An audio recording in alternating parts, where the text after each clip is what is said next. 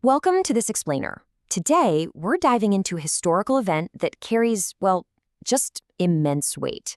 We're going to look really closely at the 10th of Muharram. This is a day that literally altered the spiritual landscape of history forever. And, this isn't just about reading a timeline out of a textbook. It's about unpacking a profoundly deep story of resilience, one that's been echoing through centuries. We're going to examine the true story of Karbala, breaking down the context, the buildup, and the ultimate sacrifice, using our gathered sources to really guide our understanding.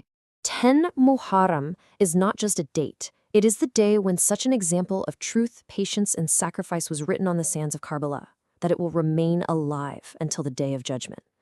Wow, I just want you to sit with that for a second. We're not talking about some fleeting moment in history here. We're talking about a defining standard of human endurance and moral courage. This quote perfectly frames the sheer magnitude of the tragedy and the triumph that we're about to uncover together. Section 1. The Sanctity of Muharram and Ashura. So what exactly is Ashura? Well, the word simply means the 10th in Arabic. It refers to the 10th day of the Islamic month of Muharram. Now, Muharram is one of the 4 sacred months in Islam. It's a time that's inherently designated for peace and reflection. But Ashura, that specific 10th day, it already held immense spiritual weight long before the events of Karbala even happened. It was recognized historically as a day for monumental trials and, more importantly, divine deliverance. Section 2. Ancient events of Ashura. You see, according to historical Islamic sources, Ashura has actually always been a day of profound salvation. For example, it marks the day when Hazrat Adam's repentance was accepted. It's also the day Hazrat Nuh's ark finally came to rest after the massive flood. Oh, and it's the day Hazrat Musa was saved and the tyranny of the Pharaoh was broken. So Ashura was already woven into history as this powerful day where truth ultimately prevails over just overwhelming odds. And that right there is the heavy historical backdrop for what was about to unfold at Karbala. Section 3. The Era of Yazid and the Refusal. All right, picture this. At the core of this standoff were 2 completely opposite forces. On one side, you have the dawn of Yazid's rule. This was an era marked by deep tyranny, a really stark departure from righteous leadership, and a ruthless demand for absolute allegiance, known as bay'ah. Yazid basically wanted the ultimate validation for his unjust rule. But on the other side, you have Imam Hussain, the grandson of Prophet Muhammad. For Imam Hussain, offering allegiance to a tyrannical ruler wasn't just some political compromise. No, it would have meant validating corruption and literally destroying the very foundations of truth.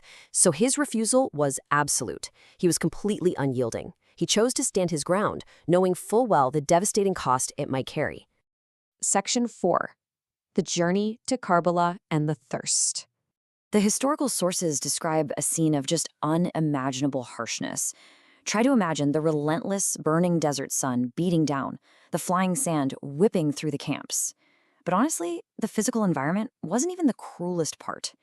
In a deliberate act of warfare and, really, psychological torture, Yazid's massive army blocked Imam Hussein's camp from accessing the Euphrates River. They were trapped in a scorching desert, and their entire water supply was completely cut off. The waterskins were completely, utterly empty. For 3 grueling days, the camp, which, remember, included women and very young children, was subjected to absolute thirst. The sources speak to the intense, heartbreaking agony of innocent children crying out for water in the sweltering heat of those dark tents. It's a level of cruelty that's honestly difficult to even comprehend. It was designed entirely to force Imam Hussein into submission.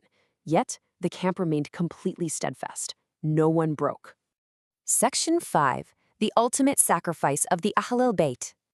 Within this immense tragedy, there are towering figures of bravery, and honestly, none are more striking than Hazrat Abbas. As the brother of Imam Hussain and the standard-bearer of the camp, he just couldn't bear the cries of the thirsty children anymore, so he rode out against an army of thousands. And he didn't do it to fight a war of conquest, but simply to fill a waterskin from the river. His quest for water, his absolute loyalty, and his subsequent martyrdom, they stand as one of the most powerful testaments to bravery and devotion in all of human history. Ultimately, this small, vastly outnumbered group of companions and family members were systematically martyred. The imagery from the historical texts paints an incredibly somber picture: fallen flags, broken swords in the dust, and the deep shadows of the evening descending on the desert. Imam Hussain himself, after witnessing the loss of his family and dearest companions, made a final stand and embraced martyrdom. Physically, it was a defeat of catastrophic proportions, a true tragedy in every sense of the word. Section 6. The Message of Karbala and the Truth. But wait, here is where we absolutely must shift our perspective. Because if we stop at the tragedy, we miss the entire point of the history. Karbala wasn't just a battle for territory. It left us with profound, eternal takeaways. It was a masterclass in sabr, or ultimate patience in the face of unimaginable loss. It was all about haq, standing firm for the truth, even when you're standing completely alone. It's basically the ultimate blueprint for never bowing to oppression, teaching us that moral victory is entirely separate from physical survival. And finally, it showcases the absolute, unshakable power of iman, or faith.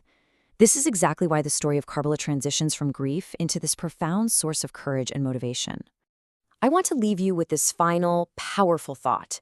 Imam Hussain taught us, a head can be severed, but the truth cannot be made to bow.